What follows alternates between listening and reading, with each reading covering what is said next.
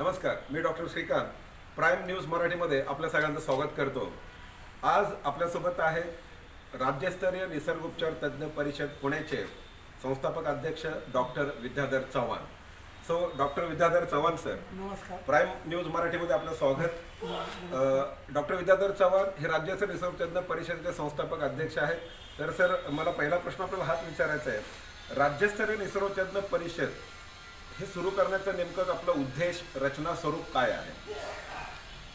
निसर्गोपचार क्षेत्रामध्ये काम करत असताना सुरुवातीला असं लक्षात आलं की अनेक निसर्गोपचार तज्ज्ञ भारतामध्ये आहेत की जे खूप चांगलं काम करत आहेत, लोकांचं आरोग्य चांगलं ठेवण्यासाठी काम करत आहेत, पण ते संघटित नाही आहे. आणि नुसतं संघटित असून उपयोग नाही, तर त्यांच्यामध्ये योग्य दिशा नाही आहे.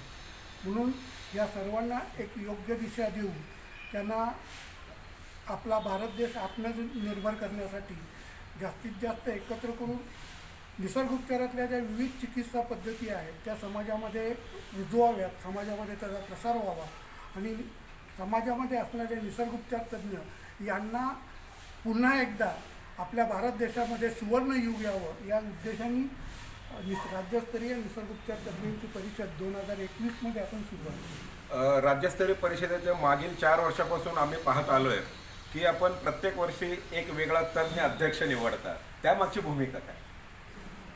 सर्वात महत्त्वाचं असं आहे की प्रत्येक वर्षी नवीन एक तज्ज्ञ निसर्गोपचार नेमणूक करायचा उद्देश असा आहे की त्या व्यक्तीने गेले अनेक वर्ष त्या निसर्गोपचारासाठी स्वतःचं आयुष्य खर्ची केलेलं आहे आणि त्यातनं त्यांनी काहीतरी नवीन निर्माण केलेलं आहे आणि ते लोकांच्यापर्यंत पोचलं पाहिजे. त्यांना समाजामध्ये पुन्हा एक चांगलं वलय निर्माण झालं पाहिजे. या उद्देशाने आपण प्रत्येक वर्षी नवीन अध्यक्ष, नवीन कार्याध्यक्ष यांची नियुक्ती केली. निसर्गोपचार तज्ज्ञ आता आपण पाहतोय की अलीकडे वेगवेगळ्या पॅथीज फार मोठ्या प्रमाणात आज भारतामध्ये कार्यरत आहेत.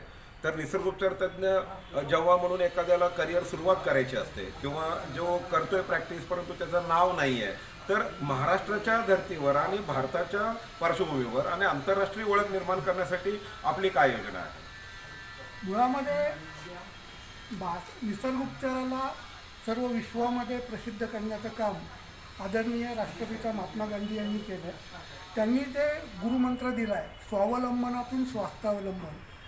हेच वाक्य आणि याच गोष्टीला उराशी बाळगून आपण समाजामध्ये निसर्गोपचारासाठी प्रत्येक व्यक्तीला स्वतः कसं स्वावलंबी होऊन स्वतःचं स्वतः औषध कसं तयार करता येईल आणि स्वतः आपण डॉक्टर कसे होऊ, आपल्या कुटुंबाचे डॉक्टर कसे होऊ, यासाठी आपण या परिषदेच्या उद्देशाने तिथे काम करत आहोत. जे तरुण आता शिकून निसर्गोपचार शिकून जे प्रॅक्टिसमध्ये येत आहेत त्यांच्यासाठी आपण काय सांगाल?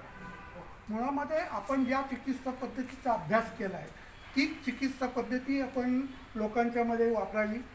दुसऱ्या इतर चिकित्सा पद्धतीचा त्याचा आपण उल्लेख करू नये किंवा दुसऱ्या चिकित्सा पद्धतीची